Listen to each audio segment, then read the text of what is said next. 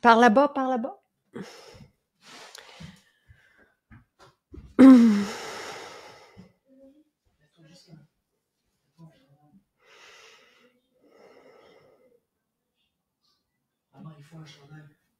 Il sait où est-ce qu'ils sont, il peut aller les chercher. Non, mais il y en a d'autres en haut. Bon matin, bon matin.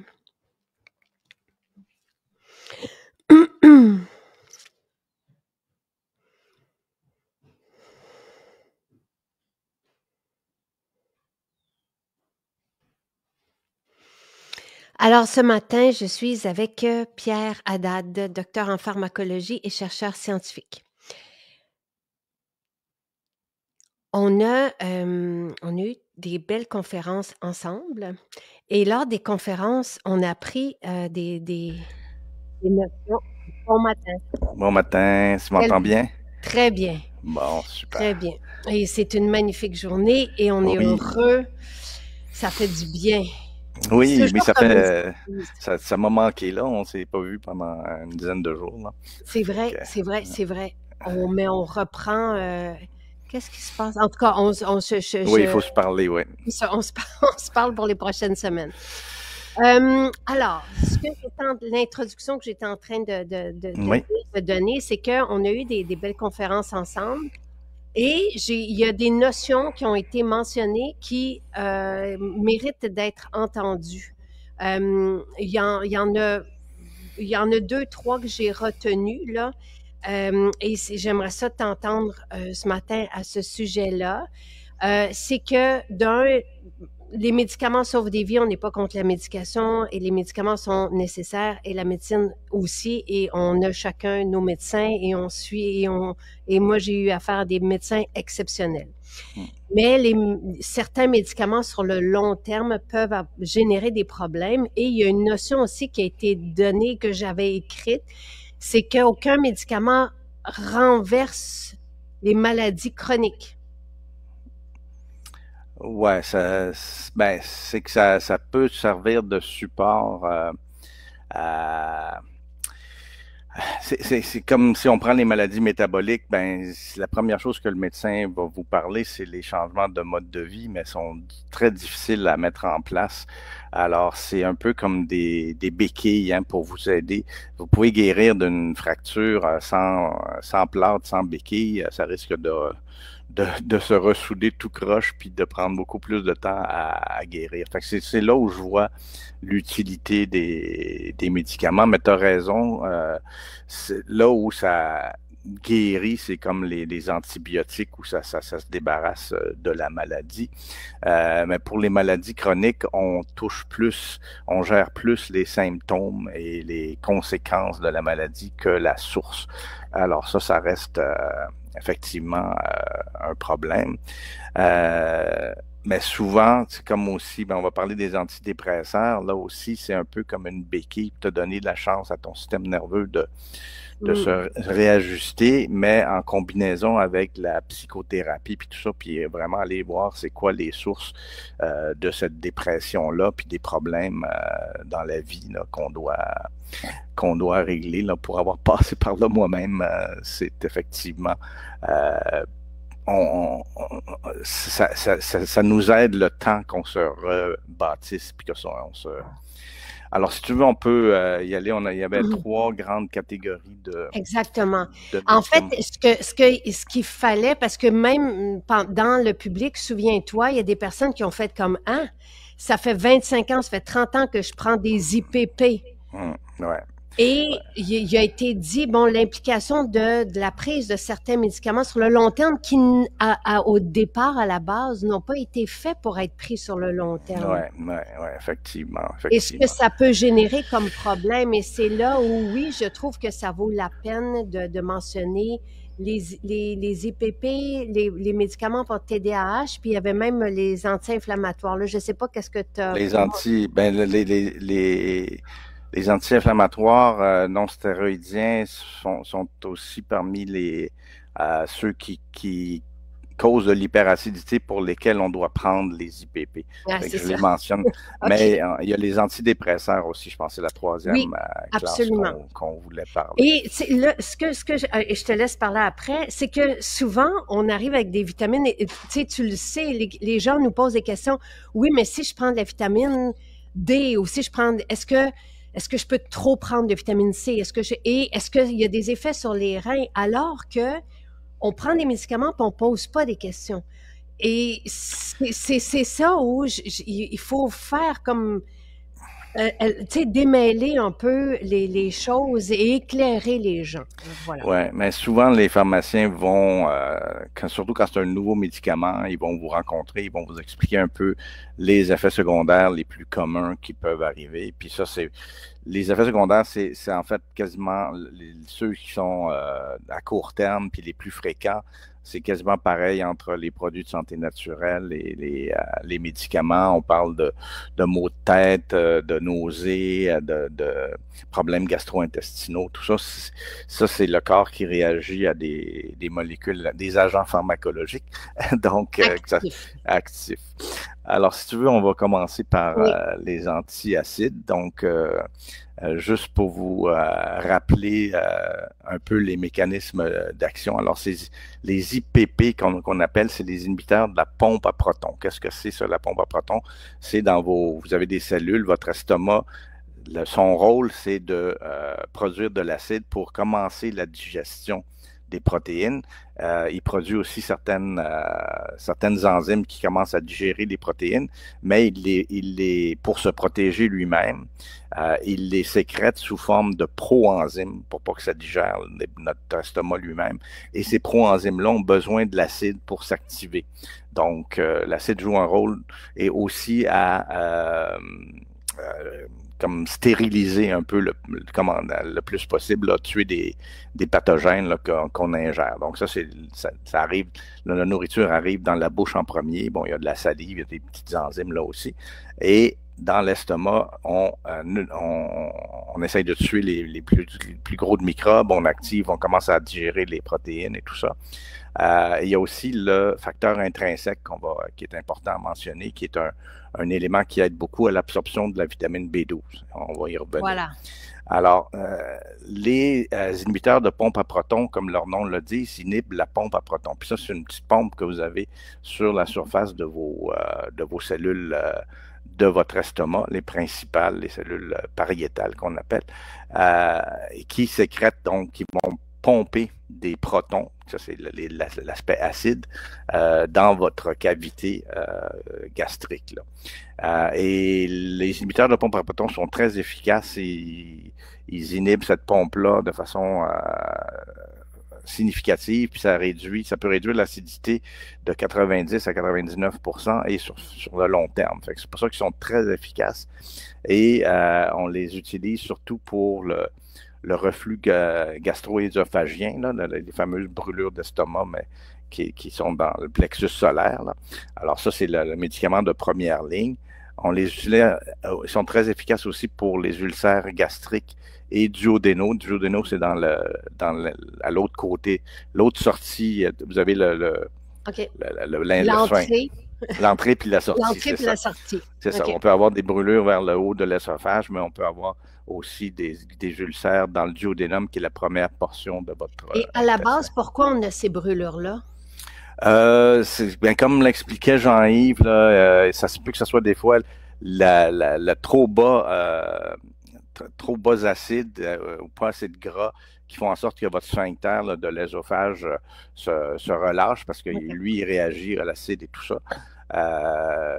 Ça peut être aussi en lien avec l'hyperacidité que certaines personnes vont avoir et les anti-inflammatoires non stéroïdiens comme aspirine, acétaminophène, ibuprofène ont tendance à amincir le mucus, en tout cas rendre la paroi de l'estomac puis l'œsophage aussi plus sensible à l'acide. Je me souviens, le médecin que j'avais rencontré lorsque j'ai eu mon problème à l'épaule voulait me prescrire des anti-inflammatoires. Il m'avait dit que ça allait générer des problèmes au niveau de l'estomac et j'ai fait non merci. Ouais, ben c'est ça, c'est là donc c'est une des indications pour la prévention des ulcères en lien avec les anti-inflammatoires non stéroïdiens, donc aspirine, acétaminophène, ibuprofène. Il y a aussi une bactérie là, qui s'appelle Helicobacter pylori qui est reliée beaucoup à la genèse des... C'est pas tout le monde en est porteur ou presque, mais il y a 10% de la population qui développe des ulcères à cause de cette bactérie-là. Et les IPP font partie d'une trithérapie. Là. Il y a des microbiens là, pour s'en débarrasser, mais aussi des acides. Donc, ça, c'est pour les indications. À quoi ça sert, les IPP? Quand est-ce qu'on les donne? Au niveau des effets indésirables, justement, ben, à court terme, c'est ce que j'ai parlé tout à l'heure, des maux de tête, de la diarrhée, de la nausée, ça, c'est assez commun, mais souvent, ça passe et c'est plus rare et c'est des effets modérés. Mais on aurait ça avec des produits de santé naturelle et tout le monde le crierait partout, là. Ouais, ben, c'est le problème des deux poids, deux mesures, effectivement, là. Ben, écoute, il faut remettre un peu en relation, relativiser ces Parce qu'une solution dans les produits de santé naturelle, c'est le jus d'aloès, entre autres. Oui, j'y viens à ça. Je vais finir simplement par d'expliquer les effets secondaires à long terme. Bon, vu que vous inhibez votre acide, puis que ça le baisse beaucoup, puis que je vous disais que l'acide joue un rôle à stériliser votre alimentation ou l'aliments que vous ingérez, ben les infections gastriques digestives comme Clostridium difficile, les gastro-entérites, etc., ça augmente le risque de ça parce que vous les tuez pas aussi bien dans votre... donc, ça augmente le risque à cause de la diminution de l'acide gastrique. On parle, lors d'usage chronique, là, quand même sur de longues périodes, environ 1 an, là, les carences en vitamine B12 et l'acide est important aussi pour l'absorption de magnésium et de fer. Donc, ça, c'est des effets à long terme qui peuvent arriver. La B12, je l'ai expliqué, elle est liée à votre nourriture, à des protéines dans votre nourriture, et l'acide aide à le déloger, puis là, il va se lier à une autre protéine qui est dans la salive, et avec le facteur intrinsèque dans l'intestin, il va être mieux absorbé. Donc, et la B12 est nécessaire pour la santé cognitive. Absolument, c'est ça. Ça sert à la synthèse de l'ADN, mais aussi à le cycle, l'homocystéine, méthionine, en tout cas. C'est important pour le développement et la fonction cérébrale, effectivement.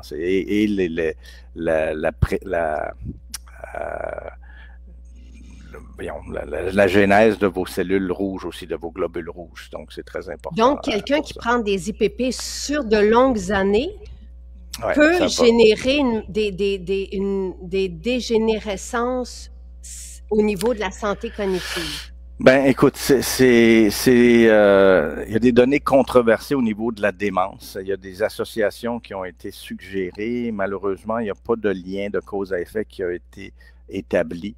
Alors que pour la carence en B12, c'est plus, ou les infections digestives, là, c'est plus clair. Mais effectivement, c'est parmi les choses. Il y a aussi, à cause des problèmes d'absorption du calcium, une association qui a été faite avec des fractures plus fréquentes, par exemple à la hanche ou au poignet. Parce que le magnésium est nécessaire à la santé osseuse. Oui, et le calcium. Les deux sont affectés par les IPP. Là. Donc, c'est ce qui est soupçonné là, dans ces cas-là. Alors, c'est ça un peu les cas, les risques potentiels d'un usage à plus long terme. Et comme tu as dit, là, j'ai regardé plus les alternatives naturelles avec comment ça fonctionne, puis Alors, comme a mentionné Jean-Yves, et je garde le jus d'aloès pour la fin, il a parlé de réglisse dans laquelle on enlève la glycyrrhizine, qui est un composante là, qui va agir un peu comme les ce qu'on appelle les minéralocorticoïdes, fait que ça va faire de la rétention de sel et d'eau dans le corps. Alors, si on enlève cette composante-là, on a les effets bénéfiques sans les effets secondaires. Donc, c'est le DGL, Deglycerized licorice, donc la réglisse, c'est le licorice en anglais. Donc le DGL, vous allez en trouver des produits de ça. Puis il y a des données cliniques qui montrent bien une amélioration des douleurs gastriques, des différentes difficultés de digestion, puis du reflux justement dans ces choses-là. Chose très intéressante, il y a une étude clinique il y a une vingtaine d'années qui a montré que la mélatonine à 3 mg par jour pendant 2 mois avait été aussi efficace que l'oméprazole pour réduire les symptômes du reflux gastro-œsophagien. Et ça, c'est parce que, en plus de ces effets qu'on connaît là, sur le relaxant, antioxydant, sur le cycle de l'éveil et tout ça, pour le sommeil. Et dans le facteur de croissance pour la longévité. Oui, absolument. Ça semble renforcer le tonus du sphincter inférieur de l'œsophage, là, où il y a le reflux. Alors, ça, c'est une seule étude, mais je le mentionne quand même. Il y a d'autres mélanges de plantes sur le marché aussi, des plantes digestives, on pense à la camomille, la réglisse elle-même, effectivement, l'amande poivrée, la mélisse, tout ça qui aide à générer ça. Et finalement, je garde le meilleur pour la fin, le fameux jus d'aloès, qui a plusieurs façons dans lesquelles il aide à gérer l'acidité gastrique. Il y a un effet anti-inflammatoire. Quand il y a une atteinte, c'est souvent l'inflammation qui rentre en cause. Mais c'est surtout son effet cicatrisant. Hein, on pense à l'externe, là, on se sert c'est classique, ça. Vous êtes dans un pays où ça pousse et vous vous blessez, vous coupez la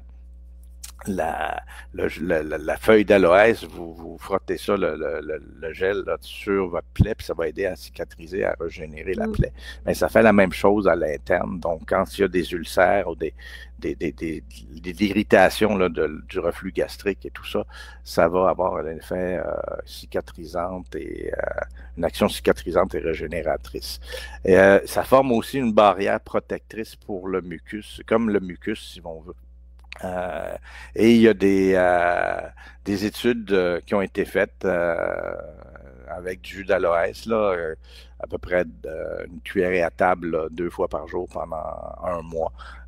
Là aussi, les douleurs gastriques, les brûlures d'estomac, les nausées, les flatulences étaient meilleures que le placebo. Donc, et c'était comparable à l'oméprazole ou une autre classe d'anti dans les IPP, là, ce qu'on retrouve dans les comptoirs libres, là, donc les trucs parce que je n'aimerais pas de marque, là, mais les effets sont sensiblement les mêmes que les IPP prescrits. Non, c'est moins. Les effets secondaires à long terme sont moins importants.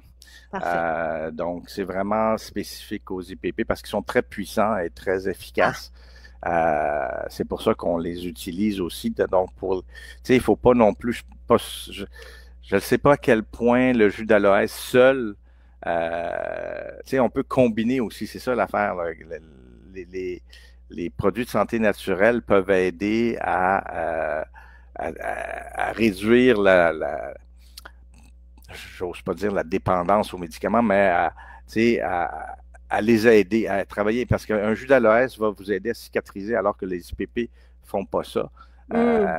Si on les combine, peut-être qu'on peut sevrer, utiliser les IPP en aigu, parce que c'est pour réduire là, les brûlures d'estomac, puis laisser le temps à votre estomac de guérir avec le jus d'aloès. Donc, moi, je vois beaucoup ça comme des alliés souvent, et pas nécessairement comme des ennemis ou des antagonistes qu'il faut dire. Non. C'est juste que ce que j'avais envie, c'est que les gens sachent ou se rappellent, parce que s'ils ont une prescription il y a longtemps, puis qu'ils continuent de les prendre sur le long terme, juste de savoir que il peut avoir... il y a une sorte de dépendance aussi, parce que si tu arrêtes, ben il y a un rebond d'acidité. Fait que oups, je pense que j'ai oublié d'allumer ma barre de tension, fait que mon ordinateur s'en allait se faiblir. Donc, c'est juste oui, ça, c'est ça. et de présenter, parce qu'on a eu beaucoup de témoignages, comme tu le sais, sur oui, le jus d'aloès qui a solutionné les cas. Et encore là, ça va dépendre de chaque situation, de chaque individu. Ouais. Il y en a pour qui c'est suffisant. Ouais, En exactement. prévention aussi, parce que l'estomac doit produire de l'acidité. Il faut se rappeler ça, là. Oui, absolument. Ça a un rôle important à jouer. Et il y avait un petit test que Jean-Yves avait donné, que de prendre un petit peu de bicarbonate de soude le matin dans de l'eau, de le boire, et qu'on devait produire un rapport dans la minute qui suit, si je me souviens bien. Sinon, ça veut dire que notre estomac ne produit peut-être pas assez d'acide. Oui, ça aussi, c'est contre-intuitif, mais si on n'a pas assez d'acide, c'est là où le sphincter, je vous disais, se relâche parce qu'il ne perçoit pas de l'acide, mais là, l'acide quand même remonte, puis c'est ça qui peut causer des reflux, même si on a de l'hypo, parce que c'est quand même c'est moins acide que ça devrait, mais ça reste quand même assez acide. Et pour aider le travail d'un estomac qui ne serait pas assez acide, là, on peut prendre peut-être du vinaigre de cidre de pomme, du jus de citron. Donc ça peut l'aider. Sinon, le jus d'aloès, il n'y a pas de... Tu sais, on peut en prendre, quelqu'un demande est-ce qu'on peut en prendre en prévention. Le jus d'aloès, c'est... Oui.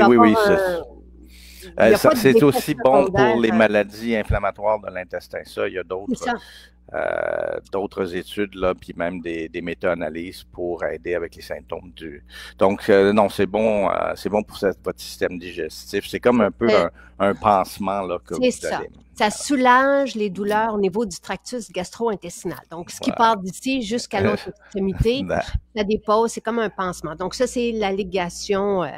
Donc, IPP, c'est inhibiteur de la pompe à protons. Donc, c'est tout ce qu'on les anti-reflux gastriques là, de ce monde. C'est toute une classe de...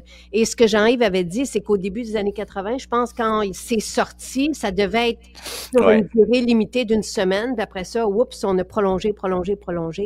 Et là, maintenant... mais c'est ça, il y a des effets sur le magnésium, sur la B12. La B12 un manque de B12 est associé à la neurodégénérescence. Oui, exactement. Ben, la santé de votre système nerveux et de vos globules rouges aussi, c'est important de le noter. C'est ça. Alors, donc, ça, c'est bon à savoir. Voilà. Si tu veux qu'on passe ensuite aux antidépresseurs, c'est ce que j'avais moi noté. En fait, il y a plusieurs mécanismes. Le neurotransmetteur de l'humeur, c'est beaucoup la sérotonine, la 5-hydroxytryptamine. Et il y a des inhibiteurs sélectifs de la recapture. Qu'est-ce que ça veut dire, ça? C'est que vos neurones produisent un message chimique, la sérotonine, qui agit sur les autres cellules nerveuses et qui amène, qui contribue à l'humeur. Donc, ce qu'on fait, c'est qu'on peut agir sur la dégradation du message, parce qu'il y a des enzymes pour dégrader, pour que ça arrête, et une recapture. On reprend ce qu'on a mis dans on appelle ça la fente synaptique, donc l'espace entre les deux neurones, pour économiser aussi, pour pas être obligé de reproduire tout le temps les messagers chimiques. On les recapture avec des transporteurs très actifs pour arrêter le signal. Alors, ces antidépresseurs-là vont bloquer la recapture, donc ils vont laisser la sérotonine agir plus longtemps. Il y en a qui sont sélectifs de la sérotonine, d'autres qui sont recapture de la sérotonine et de la noradrénaline, donc sont un petit peu moins spécifiques. Il y a les antidépresseurs tricycliques qui sont encore moins sélectifs, puis qui agissent aussi sur l'acétylcholine, puis d'autres agents neurotransmetteurs. Et finalement, les inhibiteurs des enzymes qui dégradent, comme je vous disais, là, on appelle ça les monoamines, sérotonine, dopamine, noradrénaline, c'est toutes des des monoamines.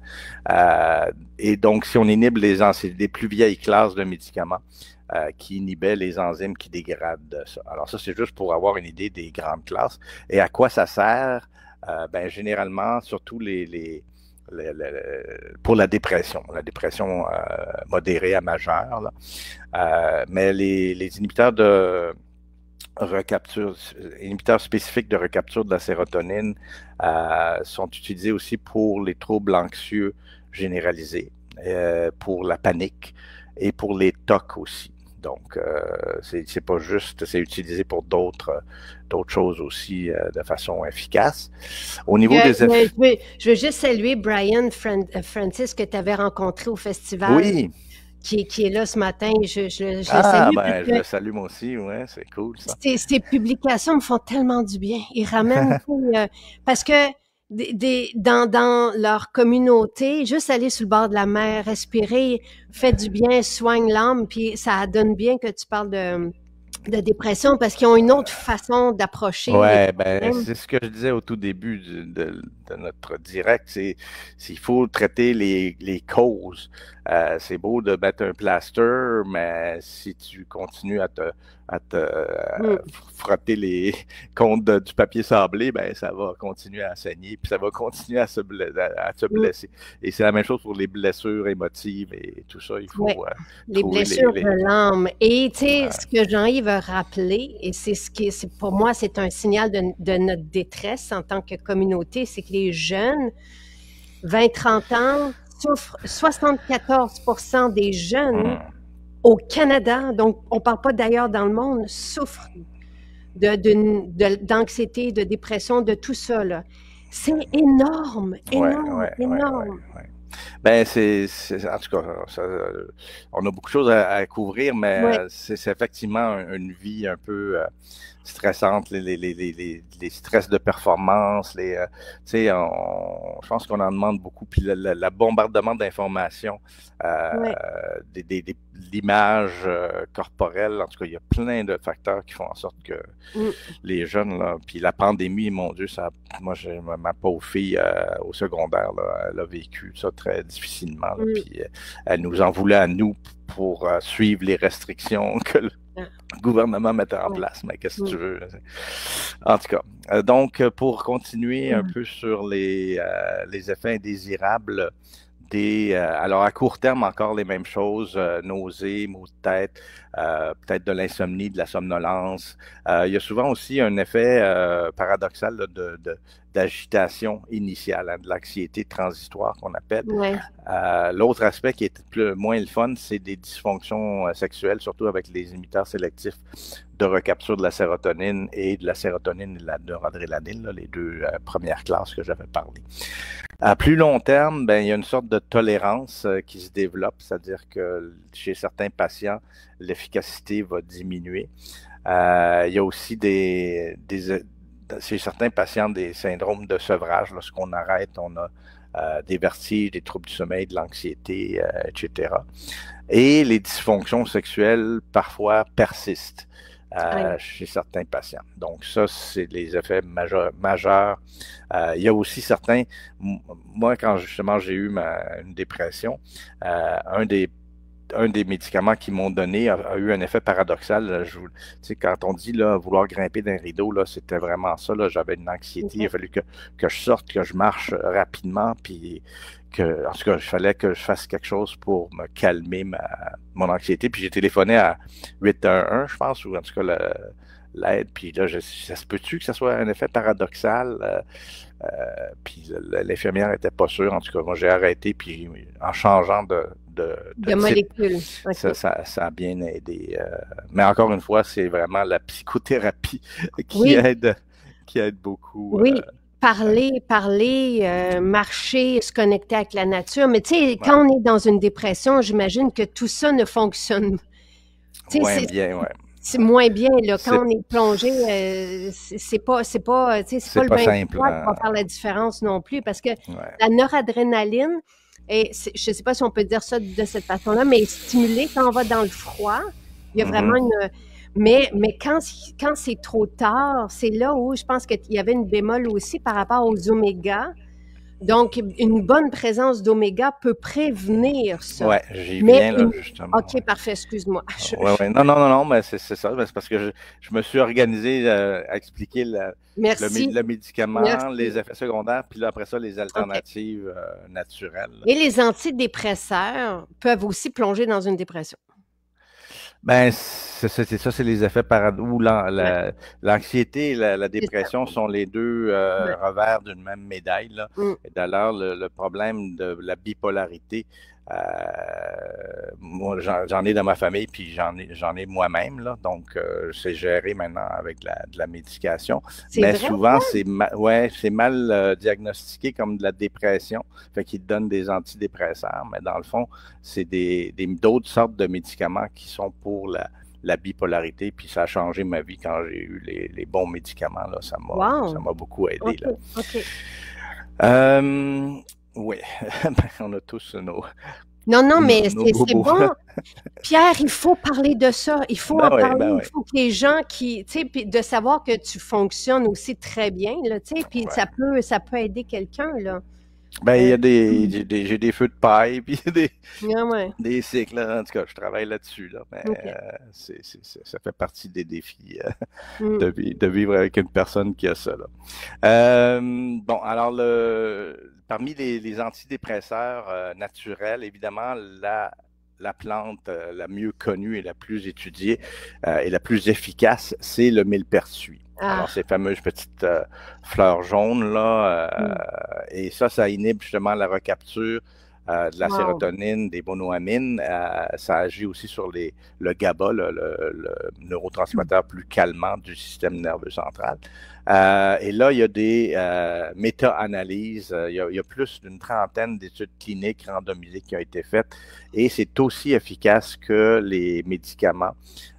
Donc, surtout les inhibiteurs sélectifs de recapture de la sérotonine pour la dépression légère à modérée, avec moins d'effets indésirables. C'est ça qui est de toutes les études, et c'est ce que j'enseignais dans mes cours, là. C'est non seulement aussi efficace, mais ça a moins d'effets secondaires. Le gros bémol, c'est que cette plante-là, malheureusement, va aussi augmenter beaucoup, là, on appelle ça un inducteur enzymatique, ça va augmenter vos enzymes dans votre foie, dans votre intestin aussi peut-être, qui dégradent les médicaments. Alors, c'est ça. Donc, on ne peut pas, c'est une plante extraordinaire, mais on ne peut pas la prendre avec quels que soient les médicaments que ce soit, même c'est surtout ceux qui sont les plus, qu'on appelle avec soit un indice thérapeutique étroit, c'est-à-dire entre l'efficacité puis la toxicité, tu as vraiment une fenêtre comme les anticoagulants. La pilule contraceptive aussi. Bon, c'est ça, exactement, parce que c'est pas un effet indésirable mineur d'avoir une grossesse non désirée, ça change la vie d'une personne. Avec une tisane de millepertuis, c'était ça. Donc, il faut savoir ça. Donc ça, il faut être accompagné et ça dépasse.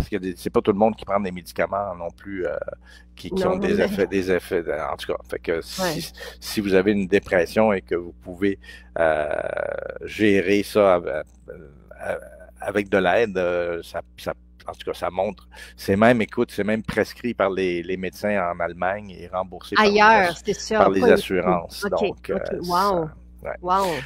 Alors, une autre plante intéressante, la Rhodiola rosea, qui est un adaptogène que tu connais, toi, très bien aussi. Ça fait plus à potentialiser. C'est un autre système de mécanisme d'action qui vont augmenter la transmission de la sérotonine. Donc, les neurones qui produisent la sérotonine vont mieux fonctionner. Et ça protège aussi le système nerveux central. On a vu ça, il y a certaines études qui datent d'une dizaine d'années là, où il y avait une réduction des symptômes de stress, de la fatigue et de la dépression légère. Alors, et il y a une revue systématique, donc ça c'est une revue de plusieurs, c'est pas une méta-analyse. La méta-analyse, ils regardent même les résultats. Là, c'est plus une revue systématique, ça fait le résumé, si tu veux, une synthèse de l'ensemble des données cliniques. Et les bénéfices étaient modérés, mais constants sur les syndromes dépressifs et surtout l'épuisement mental. Donc, moi, je vois plus ça, les dépressions qui viennent de surmenage. C'est ça, comme un tonique. Ça vient tonifier, aider au bonheur, là, si on veut, puis tonifier. Parfait, c'est bon. Ouais. Une autre plante intéressante, c'est le safran, hein, la fameuse épice qu'on utilise très cher, là, parce que c'est les petits stigmates qu'il faut aller chercher. Là aussi, il y a quelques études cliniques qui ont montré que ça pouvait être efficace contre la dépression légère à modérée. Légère, OK. Et je pense que ça peut aider le TDAH aussi, safran. On est en train de regarder tout ça, là, okay. Ça m'a été présenté, mais à suivre, là. Oui. Bon, l'autre, je voulais parler aussi de deux autres aspects qui sont plus nutritionnels, et c'est les fameux oméga 3 qui sont, il y a plusieurs méta-analyses avec, il faut que ça soit la bonne dose là, d'EPA ou le DHA, DHA, là, en tout cas pour les types d'oméga 3 les plus importants. Et là, ça a un effet bénéfique dans la dépression. Et c'est souvent ce qu'on disait, plus le niveau est bas, plus les gens vont en bénéficier et plus c'est bon en prévention même. Donc ça, c'est nutritionnel, donc ça fait pas de tort, c'est anti-inflammatoire aussi, donc ça aide à gérer beaucoup de maladies chroniques, donc les oméga 3 là, en prévention pour la dépression. Et le magnésium, qui est un calmant qui aide à calmer les muscles, mais aussi un effet stabilisateur de l'humeur. Donc, il y a une étude clinique qui montrait une amélioration significative de la dépression avec 250 à peu près milligrammes par jour de magnésium. Donc, ça, c'est pour les antidépresseurs. Puis, il nous reste quelques minutes. Si tu veux, on peut quand même toucher au TDAH, qui était le dernière classe de médicaments qu'on voulait regarder. Donc, juste un petit rappel pour le trouble de déficit de l'attention avec ou sans hyperactivité, donc le TDAH. Il y a une faiblesse des systèmes de la dopamine. La dopamine est impliquée dans l'attention, la mémoire de travail, beaucoup d'autres affaires, mais dans le cas du TDAH qui nous concerne, c'est surtout ces éléments-là. Et la noradrénaline, qui est un autre neurotransmetteur aussi, qui est impliqué, lui, dans la vigilance, l'attention sélective et l'éveil. Donc, quand ça baisse un peu, il y a une hérédité, là, il y a un facteur héréditaire de 70 à 80%, donc ça se passe de parents à enfants, là. Et donc, ces systèmes-là de dopamine et de noradrénaline sont baissés. Donc, qu'est-ce qu'on va faire? Les médicaments qui sont donnés sont soit des psychostimulants ou d'autres qui ne sont pas stimulants comme ça. Mais dans les psychostimulants, on trouve la famille des méthylphénidates comme le Ritalin, Concerta, qui, eux autres, inhibent la recapture.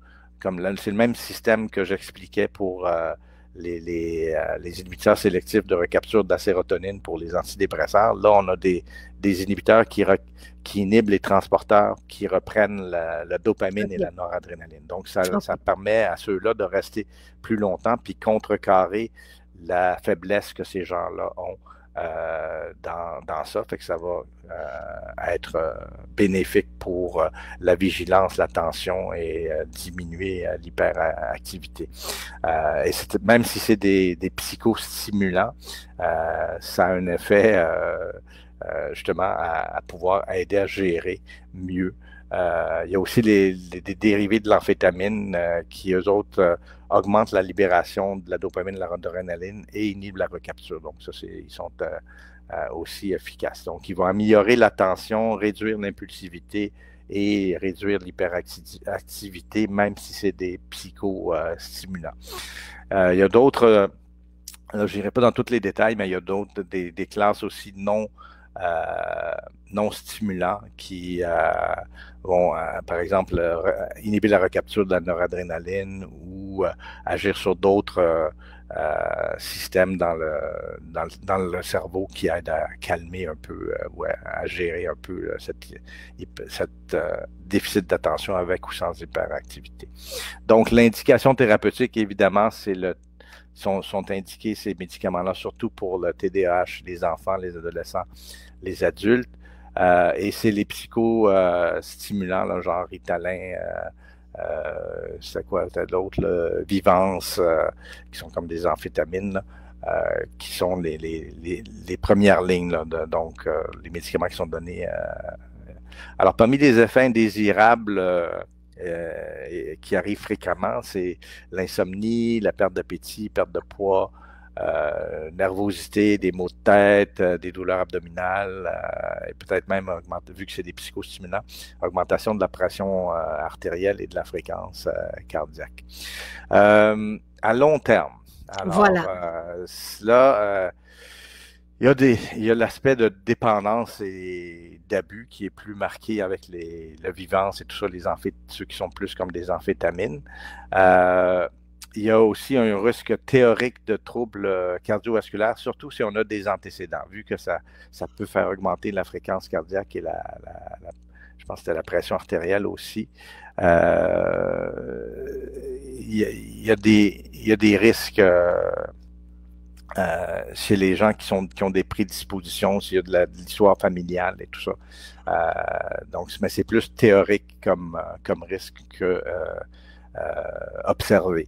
Mais c'est nouveau comme médication aussi, là, tu sais, parce que, tu sais, et il y a beaucoup aussi de diagnostics, tu sais, de TDAH, là, et c'est comme si tout le monde, tu sais, en ce moment, tu sais, beaucoup d'enfants. Et moi, c'est un cardiologue qui m'avait dit, il faut que les gens sachent qu'il peut y avoir un impact sur la santé du cœur sur le long terme. Donc, dès qu'on prend les médicaments, qu'on est enfant, on arrive adolescent avec des fois un cœur qui fonctionne moins bien. Et c'est lui qui m'a dit ça il y a 2 années, où j'ai fait « Oh! » OK. Ouais, puis c'est pour ça que c'est surtout chez ceux qui ont des historiques familiales et tout ça, c'est là que c'est important. Alors, je voulais couvrir quelques alternatives naturelles. Donc, le ginkgo biloba, ça augmente la dopamine, la noradrénaline dans le cortex préfrontal. Wow. Donc, ça aide à l'attention et le comportement. Ça agit, comme je l'avais déjà expliqué, sur les neurones et sur la circulation du sang dans le cerveau. C'est un peu moins efficace que les médicaments, mais c'est mieux toléré. Et c'est souvent utilisé, comme je vous disais, pourquoi ne pas aider, diminuer un peu la dose de médicaments en ajoutant une plante comme le ginkgo biloba. Il y a le ginseng asiatique, qui est un adaptogène aussi, qui a des effets modestes sur l'attention qui a été documenté. Le Bacopa monnieri ou Brahmi, là, qui augmente l'acétylcholine et qui a une activité antioxydante cérébrale. Et là, il y a une étude clinique il y a une dizaine d'années qui améliorait l'attention et l'impulsivité chez les enfants atteints. Et je veux terminer avec les oméga-3, là aussi, tu en avais parlé, qui jouent sur l'aspect anti-inflammatoire, mais aussi la fluidité membranaire des neurones. Donc, ça aide la transmission dopaminergique et la plasticité neuronale. Hein, on en avait parlé avec Jean-Yves, là, c'est des composantes, les oméga-3, des membranes, de toutes vos membranes, mais surtout dans le système nerveux central. Et là aussi, il y a des méta-analyses qui ont montré un bénéfice modeste, mais significatif pour les symptômes de TDAH. Donc, encore là, plus les gens sont carencés, plus ça va avoir d'effet. C'est ça. Alors voilà, je suis arrivé à ma limite de 10 heures.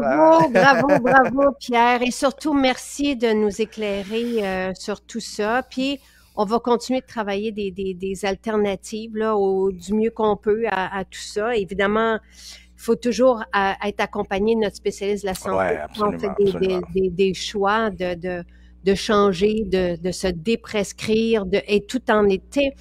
de combiner produits de santé naturels et c'est ça, c'est c'est complexe et on a besoin d'accompagnement et les pharmaciens commencent à être mieux éduqués et mieux parce que les gens en prennent hein, des produits de santé naturelle, donc ils n'ont comme pas le choix de gérer ça. On peut plus simplement dire arrêtez tous vos produits naturels. Il faut essayer et on peut le faire. C'est ça qui est la beauté de la chose.